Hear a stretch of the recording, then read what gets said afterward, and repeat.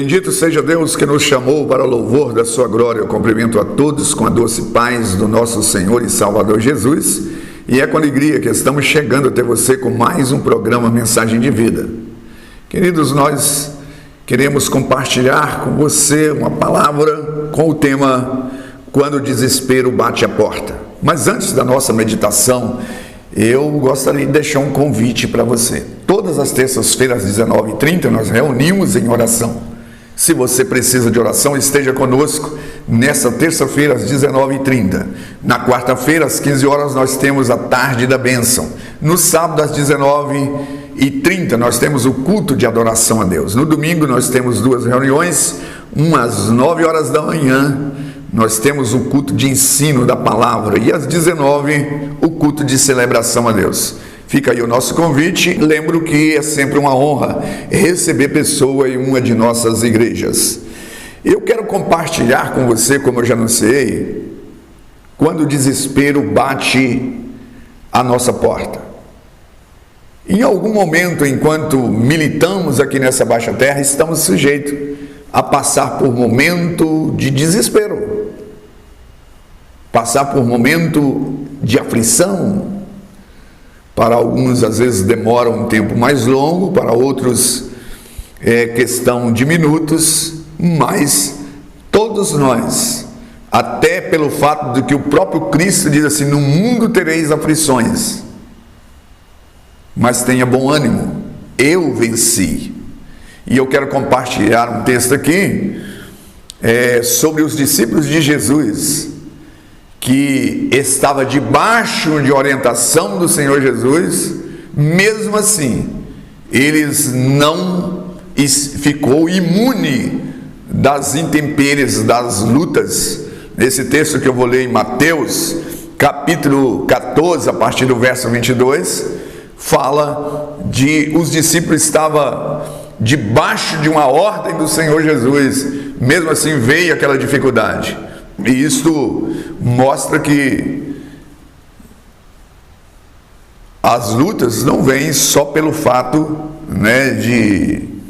de estarmos em desobediência. É claro que a desobediência, ela desencadeia uma série de dificuldades, isso de modo fático, quando a pessoa envolve com a família alheia, quando a pessoa contrai muita dívida, isso é fático. Mas mesmo a pessoa levando a vida dentro metodicamente, pode surgir dificuldade, uma doença, um acidente, assim. Então, enquanto militamos aqui, estamos sujeitos. E, aliás, uma das grandes dificuldades das pessoas, às vezes, de entender as Sagradas Escrituras, porque elas negam os fatos naturais pós-pecado. Porque antes do homem cair, não havia isto.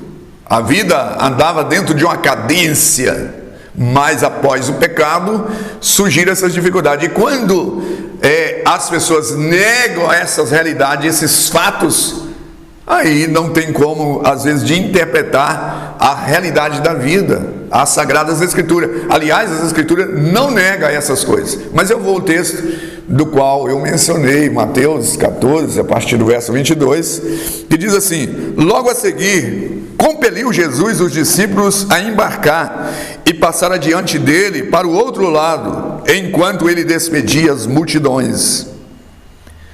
E despedidas as multidões, ele subiu ao monte a fim de orar sozinho. E em caindo a tarde, lá estava ele só. Entretanto, o barco já estava longe, muitos estádios da terra, açoitado pelas ondas, porque o vento era contrário. E na quarta vigília da noite, foi Jesus com eles andando por sobre o mar. E os discípulos, ao verem andarem sobre as águas, ficaram aterrados e exclamaram: é um fantasma! E tomados de medo, gritaram. Eu vou me ater nesses versículos, mas o texto completo vai até o verso 33. Mas eu quero me ater nesses versículos e possivelmente eu vou complementar ainda nessa meditação. Observe bem que os discípulos, eles tinham recebido uma ordem expressa de Jesus para atravessar né, aquele mar. E eles então recebem aquela ordem, e em obediência vem aquele vendaval, vem aquela dificuldade. E a nossa mensagem é a seguinte: quando o mal bate a porta, o que fazer? Entrar em pânico? Em desespero? Pegar os atalhos? Meios alternativos? Porque há muitas pessoas que usam desse expediente.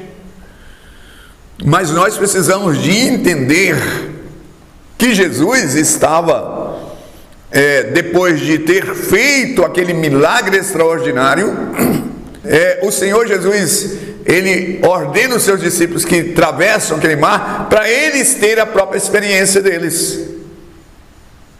As lutas às vezes vêm para experimentar se realmente nós assimilamos, né, os conhecimentos da vida. Porque isso, na verdade, não é só no aspecto espiritual. Isso se aplica em todos os âmbitos da vida, na vida secular. Será que nós aprendemos quando somos submetidos a um teste? Porque Jesus tinha feito o milagre da multiplicação dos pães. E os discípulos estavam com a sua fé lá no topo. E Jesus então resolve provar a fé deles. Manda que eles entrem no barco e eles atravessam. E ele fica a sós orando. E eles estavam, né, com a fé lá no topo, no auge. Agora vem a tempestade. Vem aquela luta. Vem aquela dificuldade. Né, a tempestade batendo, o desespero. A Bíblia diz que eles ficaram desesperados. E aí é o momento de fazermos a leitura, de fazer uma análise. Será que realmente eu estou crendo em Deus?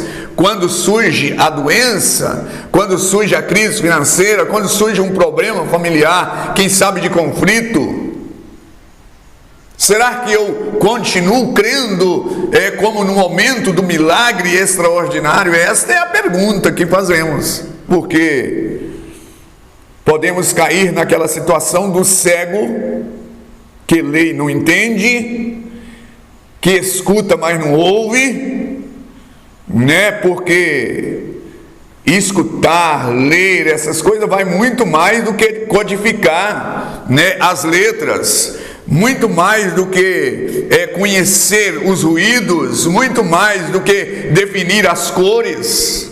Enxergar é muito mais do que definir as cores de verde, amarelo.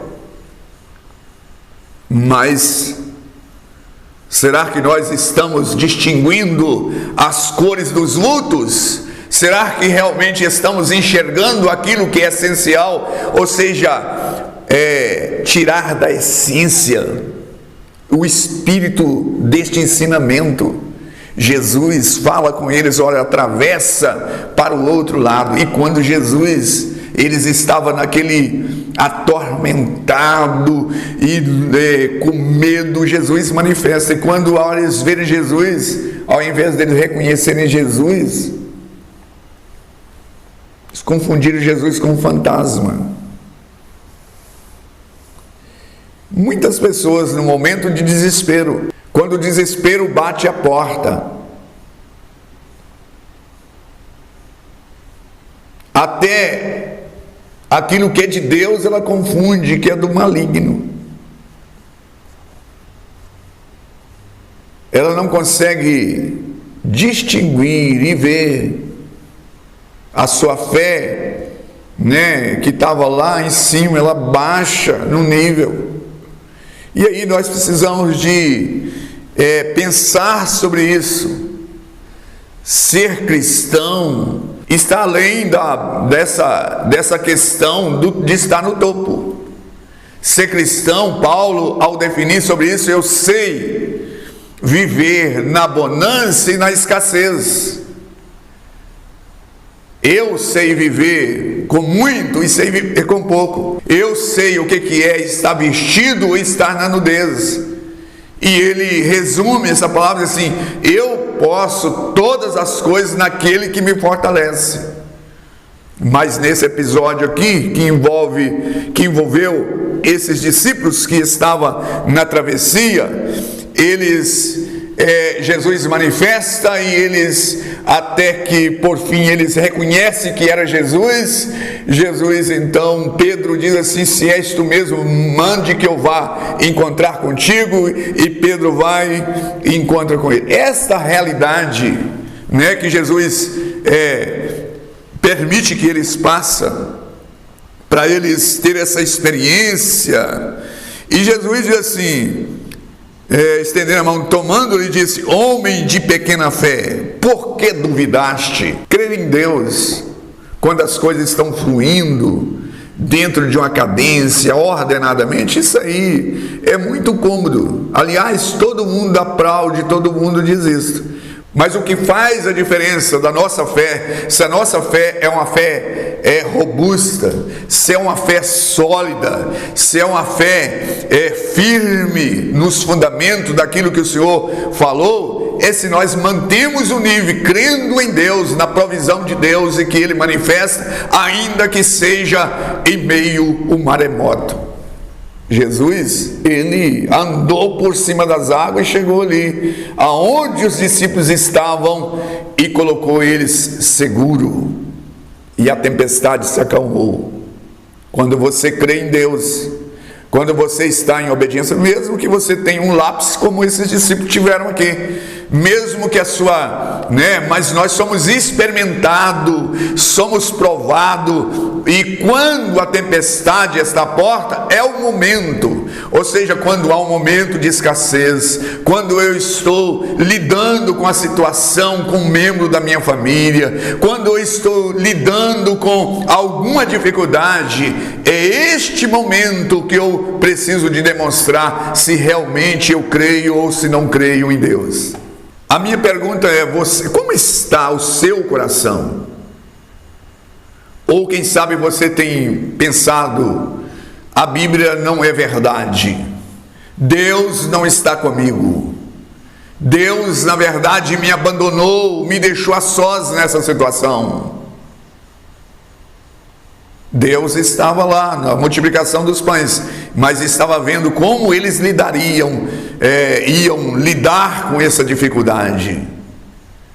Então eu estou aqui para te dizer que ter ouvido e não ouvir, ter olhos e não ver, eu estou dizendo a você que nós precisamos de decifrar as cores, não confundir as cores com os vultos, e andar na essência daquilo que o Senhor quer passar para nós através dessas lutas, desses embates, que Ele não omitiu. Ele diz assim: no mundo tereis aflições. É nesses momentos que provamos se realmente nós cremos no Deus Todo-Poderoso. Com essas palavras, eu quero finalizar desafiando a você: quando o desespero bater a sua porta, corra para o lado do Senhor Jesus. Não pegue o atalho e meios alternativos. Pai Santo, eu me dirijo a Ti em oração por cada um destes que pararam nesses instantes. Talvez esta é a situação deste telespectador, que está tão desesperado ao lidar com um problema na família, tão desesperado a lidar com essa doença, com esse filho envolto às drogas, quem sabe essa questão financeira, dificuldade de todos os meios. Acalma essa tempestade e mostra a eles o porto seguro, para que eles possam saber que Tu és Deus, mesmo nas tormentas. Eu oro a Ti em nome daquele que acalmou a tempestade, e eu te peço que acalma, em nome de Jesus, essa tempestade na vida desta pessoa, em nome de Jesus. Graças a Deus, graças a Deus. Estamos chegando ao final de mais um programa, e convido você a estar nos assistindo no próximo Igreja Batista Renascer, uma mensagem de vida.